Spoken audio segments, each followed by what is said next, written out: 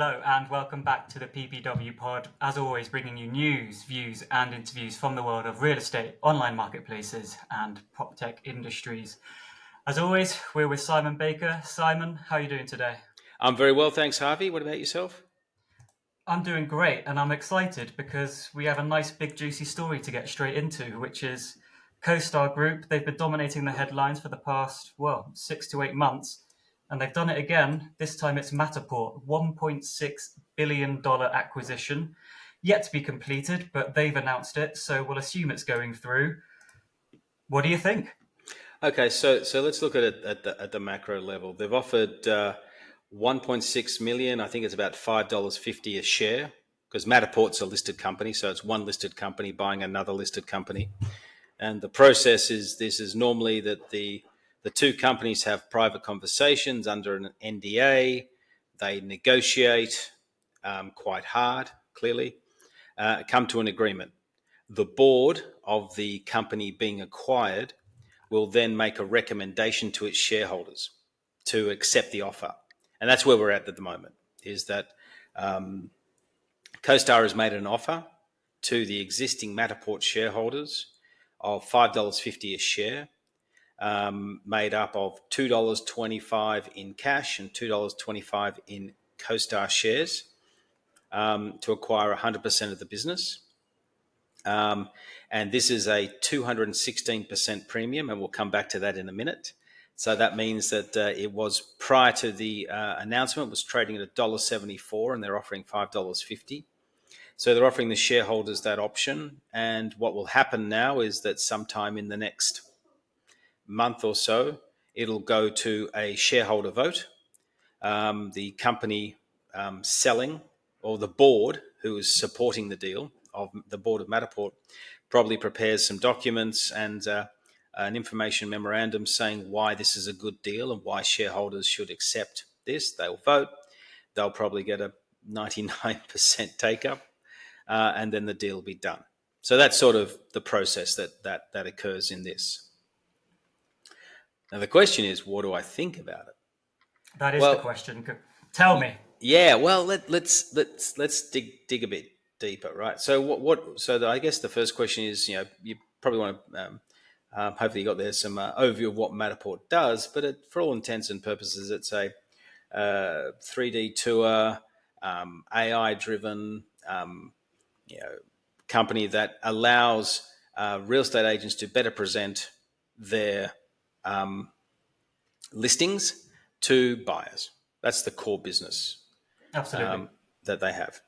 Okay, and if you look at the financials of Matterport, which is interesting, the trailing 12 months, so the last 12 months, is 160 million in revenues and a 180 million loss, EBITDA loss. Okay, so for all intents and purposes, they're spending $2 to earn a dollar. So CoStar is buying a business that is doing 160 million and is losing 180 million at an EBITDA level.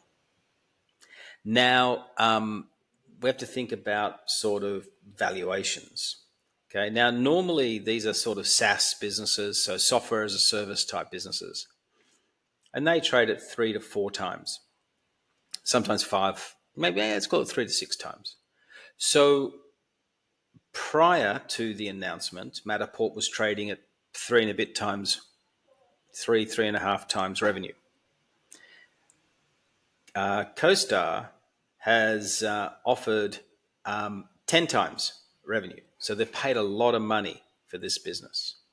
So the question is, does this strategically make sense? Because you've got a lot to earn your way into that valuation means you've got to grow the business dramatically, and you have to turn it from loss making to being profitable at the same time. Could I ask a question there? Could I jump in very quickly? Sure. So I've got some numbers here from Matterport's Q4 financials. Revenue from subscriptions, about 60% of total revenue. And they have 1 million subscribers across the US.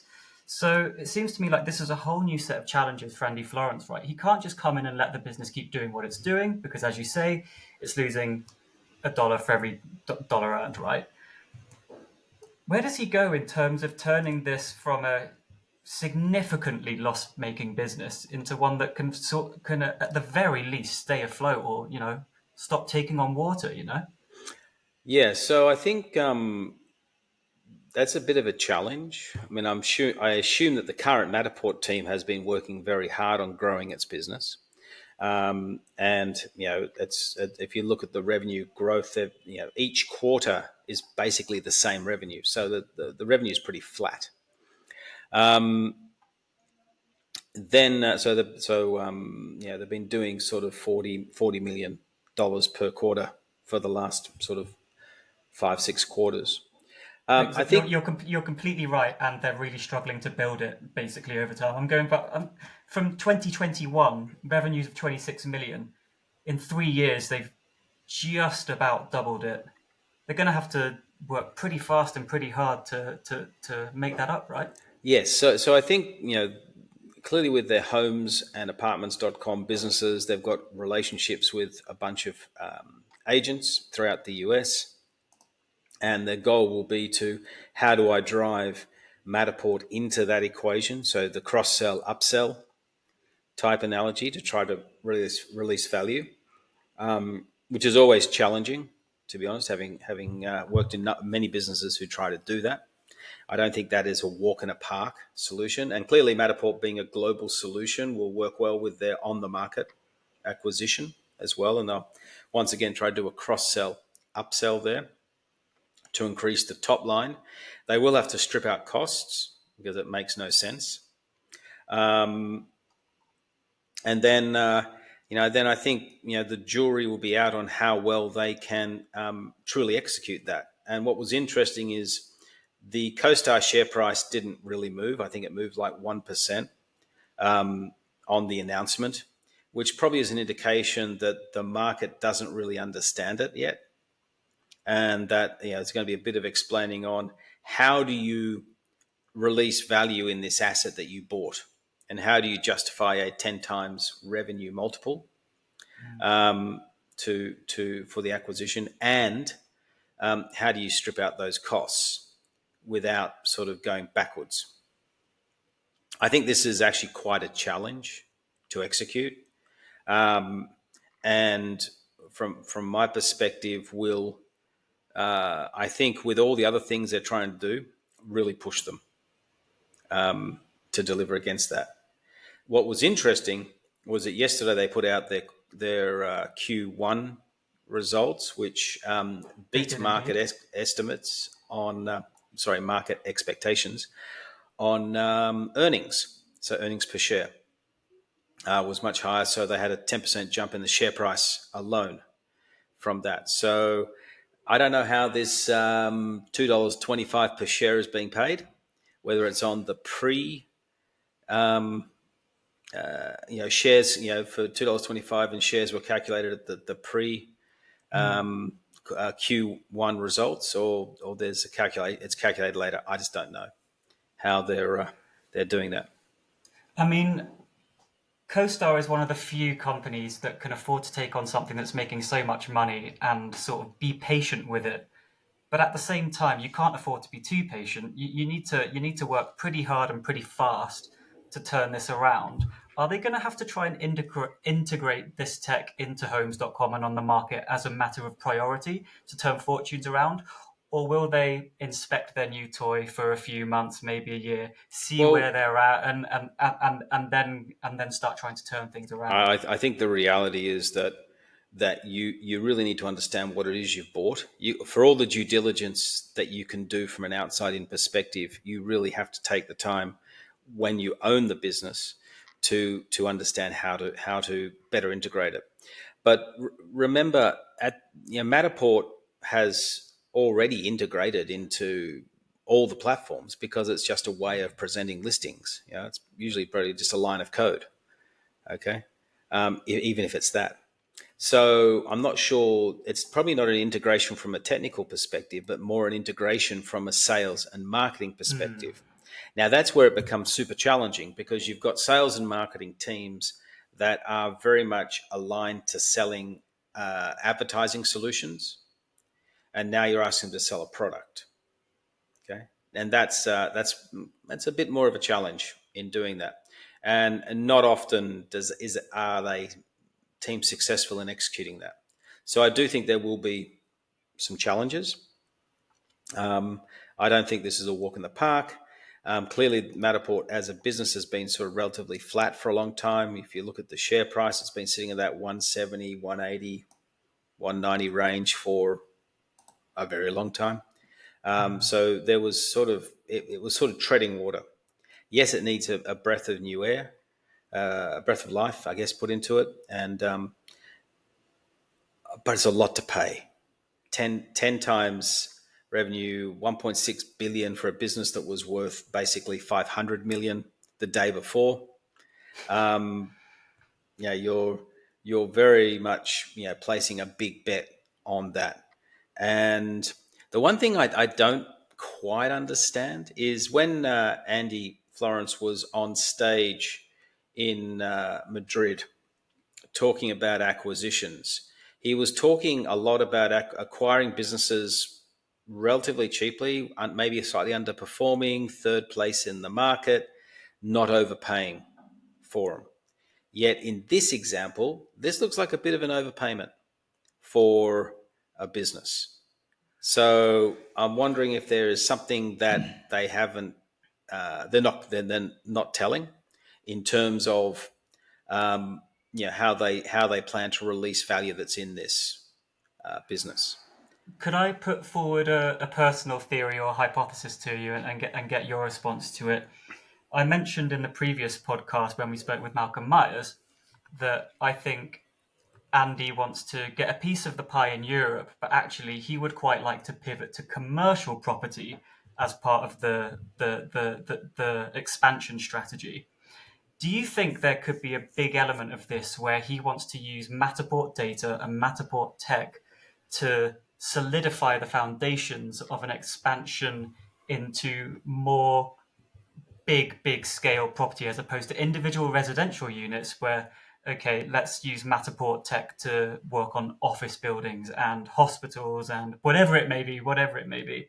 Um, am I barking up the wrong tree? Am I talking nonsense? Or is there a potential use case where Matterport itself is almost the foundational piece for CoStar really embedding itself in the European market and American markets? Are you barking up the wrong tree? Probably. I don't see it that you could have really at the end of the day, these are ancillary technologies to allow you to better present a property for sale, residential, commercial, industrial, whatever. To start in that point and then try to work backwards into a marketplace of some sort is pretty hard. I guess you could take all the Matterport customers and their listings and aggregate them and to create a marketplace. But my hypothesis, the majority of the customers are going to be residential anyway, and not commercial. So if I was going to enter a market from a commercial side, my first thing would be to identify the leading portal, if there is one, from a commercial perspective, and try to buy that. Buying a market Well, leader is much easier and much less of a headache. I mean, when I spoke to Andy, I said, "Are you interested in commercial?" And he said, "Obviously, we've matured commercial in the US. We've sort of mastered it now, and now we can focus more heavily on residential." Is that commercial experience going to help at all? I think residential and commercial are quite different. Okay. Certainly different customers, certainly different consumers, different ways in which you actually outline your product. I mean, a long time ago at the REA Group, we split out the commercial from the residential. And that's how we got Real Commercial. So there was only realestate.com.au, which was residential, commercial, and basically everything else. And we then split that out to a separate platform where all the commercial became commercial, industrial, retail, etc., became Real Commercial. And then we went off and bought a portal that the top four, so think Jones Lang LaSalle and Knight Frank, etc., had, and we bought that portal and merged it in with our real commercial business. So we started very much from that perspective, and then worked with them on content improvement, which is really what you need to do to enhance the consumer experience. So I'm not convinced. At the end of the day, I think this is a very interesting play. If you've got a lot of money to go play with, then I can understand why they've spent 800 million of cash, because the share, at the end of the day, they can issue their own shares, and they're only issuing 800 million of shares in a business that's worth 30 odd billion. So I think it's not going to fundamentally dilute people and really flow through to a deep depressed share price or decreased share price in that process. But I think what's also important is to sort of have a look at how they're going in other markets, because there's been acquiring a business, turning it around, and really taking on other businesses. When you've sort of done a number of them, it's always good to go back and look at the first and the second and so on, and see if you've actually had sort of any material improvement in those businesses. So I was having a little play around on Similarweb this morning, just to see how they're going. With Homes.com, which was the business that was purchased by CoStar and been accelerated, how it's going versus Realtor and Zillow. And even if you look at the moment using Similarweb, so that's the big disclaimer here to Similarweb, you're seeing that Homes is substantially smaller than Realtor.com. We're talking sort of 50 million monthly visits to 128 million visits. And then Zillow again is 300 plus million monthly visits. And the other indicator I always look at is visit duration, time on site. And they're sitting at sort of 3 minutes for Homes.com, and Zillow's at 6, and Realtor.com's at just under 6. And then the last thing you can sort of see is the bounce rate. That's where people come, look at one page, and then disappear back. And they're sitting at sort of nearly 60% bounce rate for Homes.com versus 40 odd percent. And you can just look at those numbers and realize that a lot of money is being spent on paid search to get people to come to a site. And then if you literally go through Similarweb, you can see that paid search is a very big driver of traffic.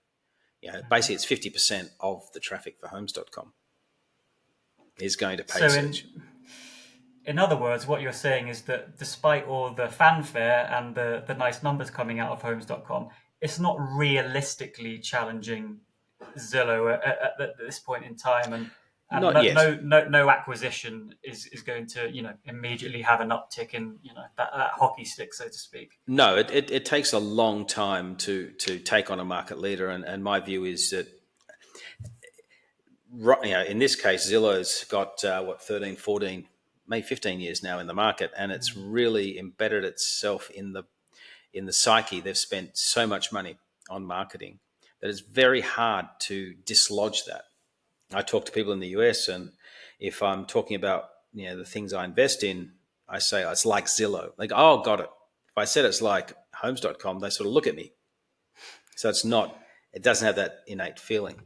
We should also have a look at what's happening with the UK, because they bought OnTheMarket to much fanfare and what is it, £100 million or something, or dollars? $100 million more or less. But yeah, for that business. Despite a little bit of PR, we've not really heard much out of OnTheMarket since, have we? No. Well, once again, you sort of look at what's happening. Now, what's interesting is if you just look at the traffic, you've still got the fundamental case of monthly visits for Rightmove being 5 times that of OnTheMarket, and basically 3 times that of Zoopla. So 20 million for OnTheMarket, 30 odd million, 35 million for Zoopla, and then 100 plus for Rightmove. And once again, the time on site, 5 minutes versus nearly 7 minutes versus 8.5 minutes for Rightmove. So everything is once again pointing in that direction of the bounce rate, of course, for OnTheMarket is higher than Zoopla and Rightmove. So once again, if you're throwing money at marketing, you're trying to close the gap and you've got to beat Zoopla. Remember, to take on Rightmove, you've got to beat Zoopla in that game. And the gap has closed a little bit over the first 3 months of this year, but we're talking, probably still a, Zoopla is still 50% bigger. Maybe it was 65% bigger. It's now 50% bigger. Maybe they can continue to drive that as a measure. Remember, that's just one metric of comparison of these businesses. Mm-hmm. But the jury is still out on that one too. I mean, sort of zooming out and maybe zooming out and looking forward at the same time, Zoopla has always been the tech-friendly portal, shall we say, in the UK.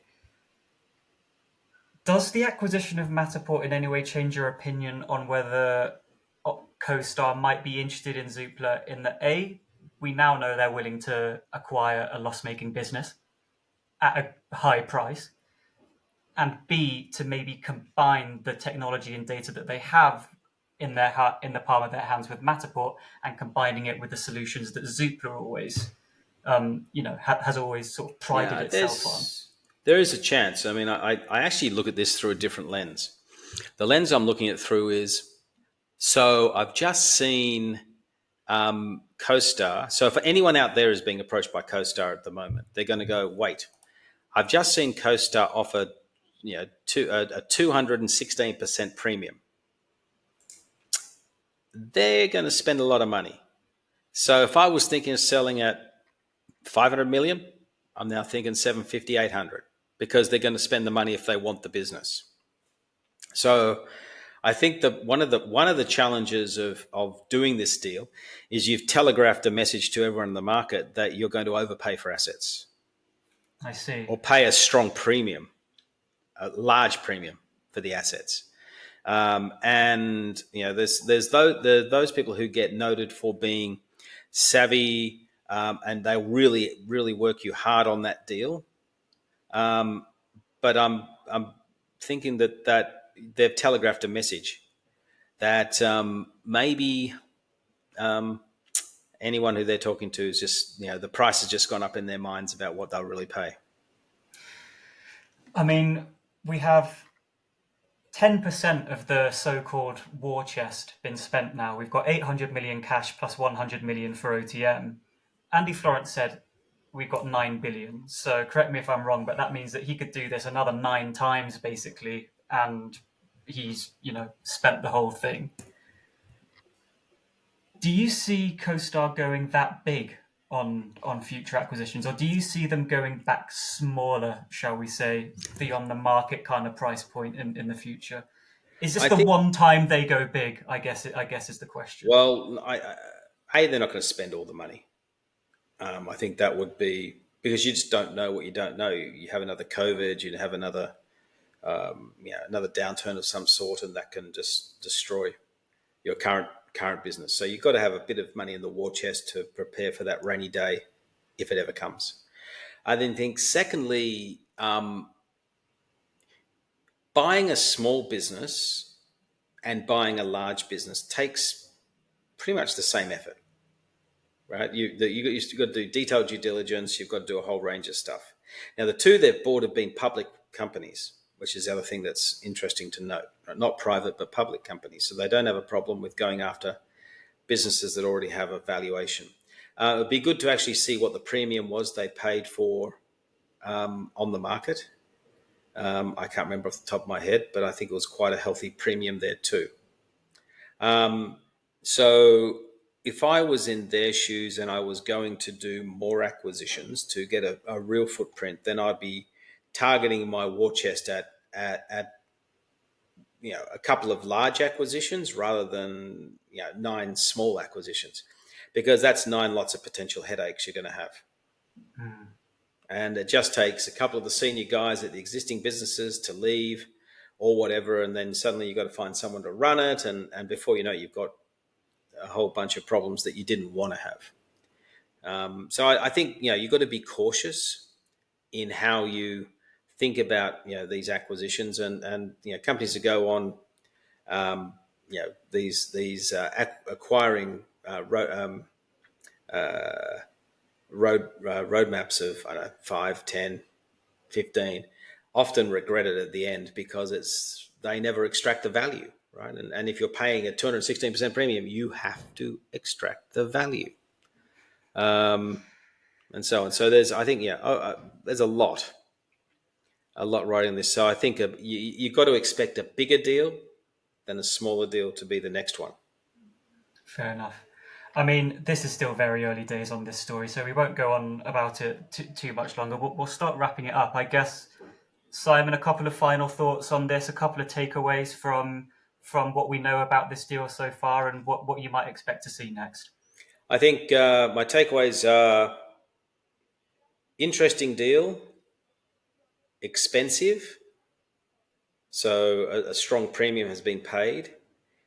That means that you really have to find a way to release value in that asset to justify that premium. Otherwise, your own shareholders will start to lose a bit of confidence in your capacity to do good deals. The market on this deal is probably still out in terms of, well, we need to see how you're going to release value. Historically, they've bought businesses, homes.com and OnTheMarket. They're both still third in the market. Doing okay, but still third in the market. And, while, the share market as a whole is going to be looking at you very closely. I saw today an analyst suggesting a sell because the share price jumped 10% yesterday, and there's a lot of uncertainty in what all these acquisitions are doing and how it's all going to fit together. And they said, well, share price is looking pretty good. Might sell now and see what happens over time. So I think overall, interesting news. A lot of money to be paid for an asset that is losing 180 million a year and has stagnant revenue growth. But all eyes will be on CoStar to see how they execute the acquisition and release value. Absolutely. It's going to be a great story to follow, this one, and I look forward to seeing where they go next, especially when Andy Florance comes back to Europe and signs another check. That's all for now. Just a quick one for our listeners to get a bit more information and context about this deal. But until next time, thanks very much for listening. Cheers for joining, Simon. Yeah, thank you very much. And I actually one last thing. I want to do a pitch. We have our 2024 European Property Portal Watch Conference coming up in Barcelona this year on the 2nd to the 4th of October. So put those dates in your diary. And I look forward to seeing everyone there. And hopefully Andy Florance will join us again in Barcelona. Crossed. And it'll be great to hear from him face to face how the company is traveling and how these acquisitions are going. I look forward to it. Great to hear about it. And we'll see you next time on the Property Portal Watch podcast. Yeah. Thanks very much, and speak to you next time. Okay. Thanks, Harvey. Bye.